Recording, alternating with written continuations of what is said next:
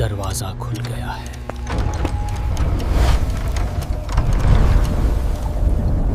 डर की Dastak YouTube channel पर आपका स्वागत है। भूत, प्रेत, पिशाच और शैतानों की रोमांचक कहानियां आपको इस चैनल पर सुनने को मिलती हैं। अगर आपको ऐसी ही वीडियोस देखना पसंद है तो हमारी इस चैनल को सब्सक्राइब करना ना भूलें। तो हेडफोन लगा लें, कमरे की लाइट्स ऑफ कर लें, क्योंकि ये वक्त हो रहा है डरने का। चलिए अब कहानी शुरू करते हैं। डर की दस्तक में आपका स्वागत है। अगर आप सोचते हैं कि भूत प्रेत सिर्फ फिल्मों तक सीमित हैं, तो इस कहानी को सुनने के बाद शायद आप अपनी सोच बदल देंगे। मेरा नाम क्या है ये मैं खुद नहीं जानता, कभी था भी या नहीं ये भी नहीं जानता।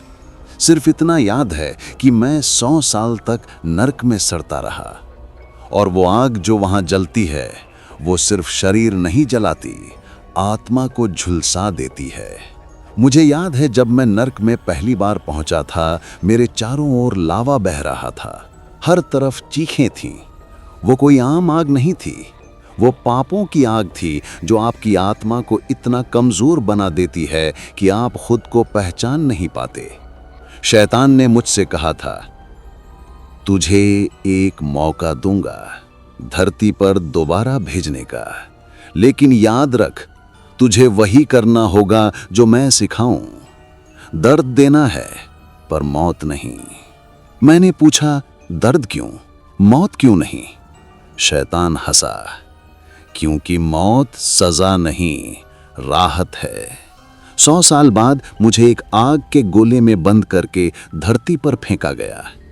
जब आंख खुली, मैं मध्य प्रदेश के देवगढ़ गांव के पास के जंगल में पड़ा था। रात थी और आसपास सन्नाटा पसरा था। पेड़ों की टहनियां सूखी और टेढ़ी थीं, जैसे किसी ने उन्हें मोड़ दिया हो। हवा ठंडी थी, मगर मेरे शरीर को न गर्मी लग रही थी न ठंड। मैं उठ के खड़ा हुआ, नंगा था। जमीन पर राख बिखरी थी, पास ही एक सियार रो रहा था। उसकी आंखों में अजीब डर था, जैसे उसने पहचान लिया हो मैं इंसान नहीं हूं। मैंने आगे बढ़कर एक सूखे तेंदुए के शव को देखा। उसकी चमड़ी उतारी, उसे ओढ़ लिया। वो मेरा पहला मानवीय कपड़ा था। शैतान ने सिखाया था, पहली चोरी हमेशा छोटी करनी चाहिए ताकि भरोसा टूटे नहीं। मैं जंगल से निकलकर गांव की तरफ बढ़ा। वो गांव देवगढ़ कहलाता था।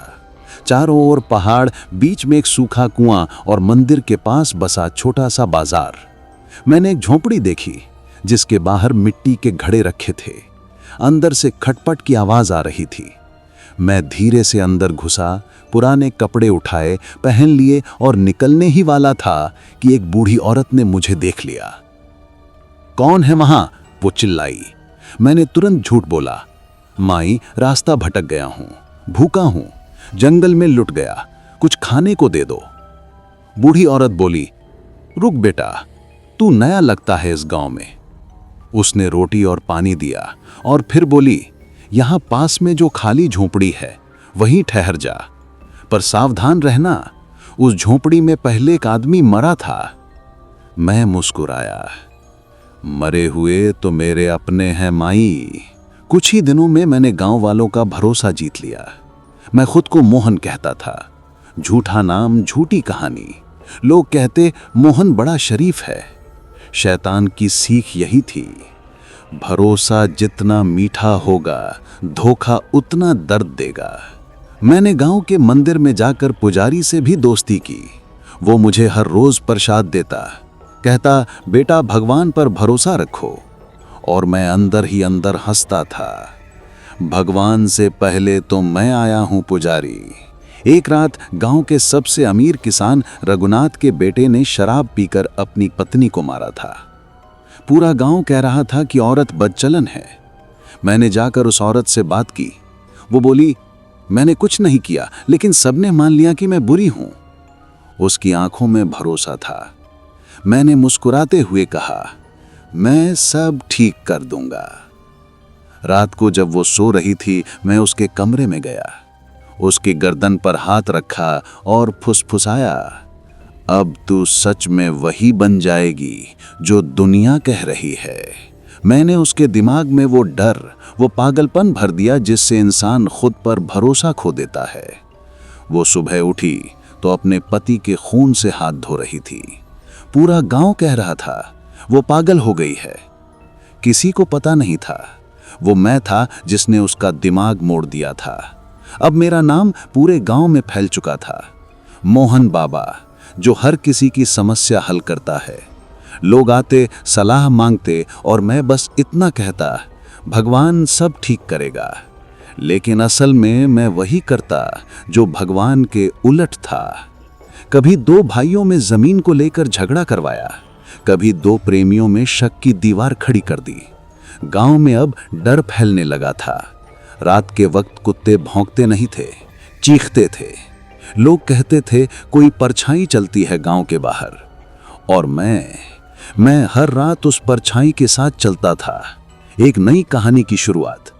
गांव के बाहर एक पुराना स्कूल था जो अब बंद पड़ा था। लोग कहते थे वहां किसी बच्चे की आत्मा भटकती है, पर सच्चाई ये थी वो मेरा ठिकाना था। वहीं मैं शैतान से बात करता था। एक रात जब मैं वहीं बैठा था, लाल धुएं का गोला मेरे सामने उठा। शैतान की आवाज आई, तू अच्छा कर रहा है मोहन, अब बड़ा काम कर, इस गांव के किसी बड़े आदमी को तोड़ दे। मैंने कहा किसे? शैतान बोला, पुजारी को, क्योंकि वो भगवान के नाम पर लोगों का भरोसा बढ़ाता है। पुजारी रामदास गांव का सबसे सीधा साधा इंसान था। उसकी उम्र करीब 50 साल थी। वो हर सुबह घंटा बजाकर मंदिर खोलता और रात को दीपक जलाकर बंद करता। गांव के लोग कहते पुजारी के रहते कोई बुरा नहीं कर सकता।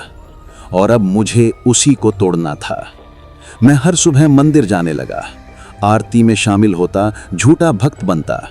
धीरे धीरे पुजारी मुझे पसंद करने लगा। वो कहता, मोहन तू बड़ा नेक आदमी है। एक दिन मैंने कहा, पंडित जी एक बात पूछूं, अगर भगवान सब जगह है तो ये बुराई क्यों है?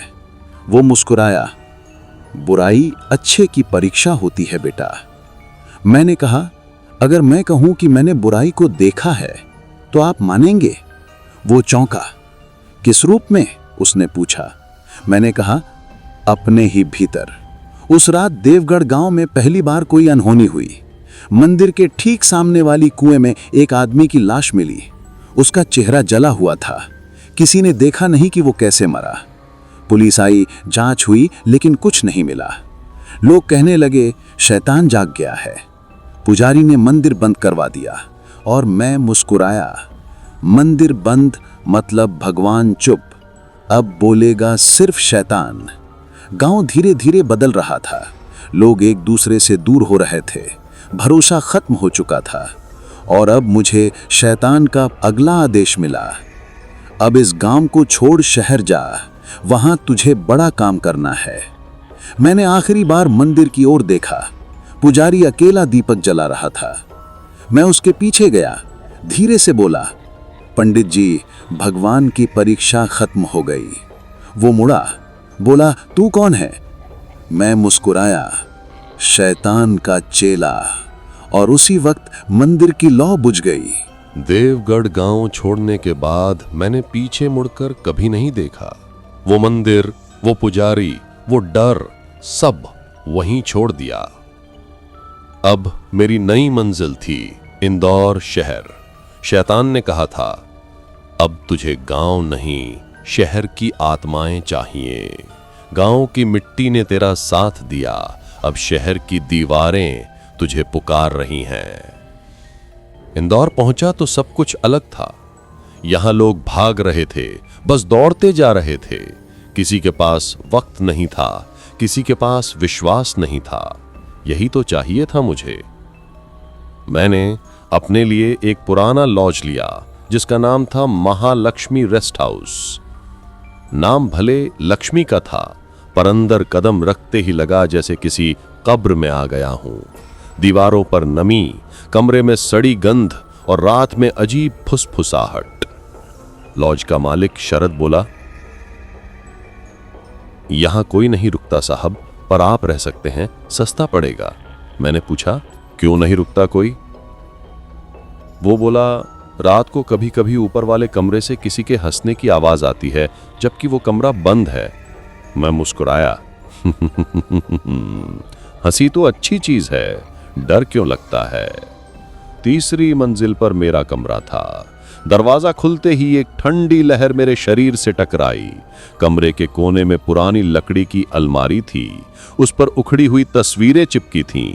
किसी औरत की मुस्कुराती तस्वीर, किसी बच्चे की स्कूल ड्रेस में और एक काले सूट में आदमी की। रात के करीब 2 बजे नींद खुली किसी के चलने की आवाज से। धीरे धीरे वो आवाज मेरे दरवाजे के बाहर रुक गई। मैं उठा, दरवाजा खोला, कुछ नहीं था। फिर पीछे मुड़कर देखा, वो तस्वीरें जो दिन में अलमारी पर चिपकी थीं अब फर्श पर बिखरी थीं और उनमें से एक पर ताजा खून की बूंद गिरी थी। मैं मुस्कुराया। शहर की आत्माएं, स्वागत है तुम्हारा। अगले दिन जब मैं लॉज से निकला तो बाहर एक लड़की खड़ी थी, हाथ में कैमरा, कंधे पर बैग। वो बोली, आप यहां ठहरे हैं? यहां अजीब किस्म की घटनाएं होती हैं। मैं पत्रकार हूं, रिया। इस जगह पर पहले एक परिवार मरा था बिना किसी वजह के। मैंने कहा, मौत की कोई वजह नहीं होती रिया, मौत खुद एक वजह बन जाती है।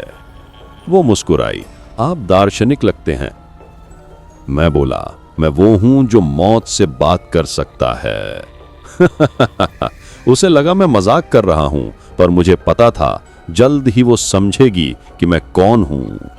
उस रात जब मैं फिर से कमरे में लौटा तो वो लाल धुआं फिर प्रकट हुआ। शैतान की आवाज आई, रिया, तेरी परीक्षा है। वो बहुत साफ आत्मा है, उसे अपने अंधकार में बदल दे, उसका भरोसा तोड़ दे और मैं तुझे वरदान दूंगा। मैंने कहा, कैसा वरदान?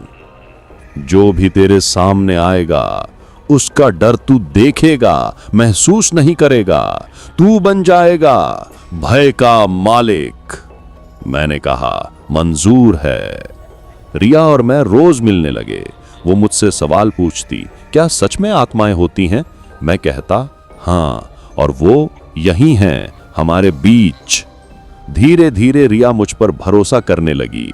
एक दिन उसने कहा, मैं लॉज के तीसरे कमरे की कहानी पर डॉक्यूमेंट्री बना रही हूं, क्या आप मेरी मदद करेंगे?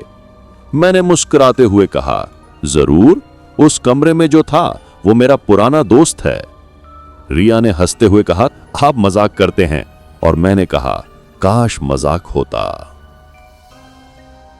रात के 12 बजे रिया और मैं कैमरा लेकर तीसरे कमरे में पहुंचे। कमरा अंधेरा था और हवा स्थिर। रिया ने कैमरा ऑन किया। ये वही कमरा है जहां 2015 में शर्मा परिवार मरा था। लोग कहते हैं ये आत्महत्या थी, लेकिन असल में। उसके बोलने से पहले दरवाजा अपने आप बंद हो गया। हवा घनी हो गई, तस्वीरें दीवार से गिरने लगीं। रिया डर कर बोली, मोहन, ये क्या हो रहा है? मैं शांत खड़ा रहा। कमरे के बीचों बीच धुएं का गोला उठा और उसमें शैतान का चेहरा उभरा। रिया चिल्लाई, वो क्या है? मैं मुस्कुराया। वो वही है जिसने मुझे चुना है। रिया पीछे हटने लगी, लेकिन फर्श उसके पैरों के नीचे से हिलने लगा। कैमरे की स्क्रीन पर लाशों के चेहरे दिखाई देने लगे। बच्चे की चीख, औरत की हंसी, आदमी की कराह, सब एक साथ गूंजने लगे। रिया जमीन पर गिर गई, आंखें फटी की फटी रह गईं। मैंने आगे बढ़कर उसके माथे पर हाथ रखा और फुसफुसाया, अब तेरा डर मेरा होगा। सुबह रिया जागी तो उसे कुछ याद नहीं था। वो बोली, कल रात हम गए थे ना तीसरे कमरे में, कुछ रिकॉर्ड हुआ? मैंने कहा, हाँ, सब रिकॉर्ड हुआ। और उसे वो कैमरा दे दिया जिसमें सिर्फ उसकी ही परछाई थी, लेकिन आंखें लाल थीं। रिया धीरे धीरे बदलने लगी। वो अब हर वक्त थकी, डर से भरी दिखती। कभी कभी अकेले में किसी से बात करती। लॉज का मालिक बोला, साहब, वो लड़की ठीक नहीं है, कभी हंसती है फिर रोने लगती है। मैंने कहा, उसकी आत्मा अब दूसरी तरफ है। एक रात वो अचानक मेरे कमरे में आई, आंखें लाल, चेहरा पसीने से भरा हुआ। वो चिल्लाई, तू इंसान नहीं है, तूने मुझे बदल दिया है।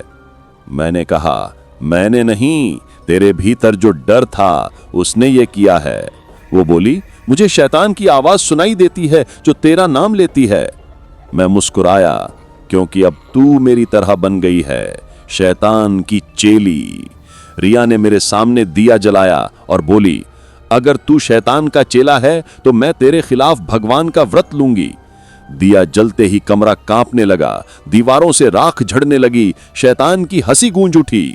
वो तुझे नहीं बचा पाएगी मोहन। जो एक बार अंधकार को छू ले वो कभी रोशनी नहीं पा सकता।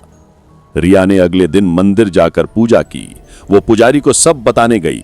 एक आदमी है जो खुद को शैतान का चेला कहता है। पुजारी ने कहा, उससे दूर रहो बेटी, वो वही है जिसने देवगढ़ गांव को श्रापित किया था। रिया चौंक गई। देवगढ़ गांव? पुजारी ने कहा, हां, वहां भी मोहन नाम का एक आदमी आया था जिसने मंदिर की लौ बुझा दी थी। रिया कांप उठी। अब उसे पता चल गया मैं वही हूं।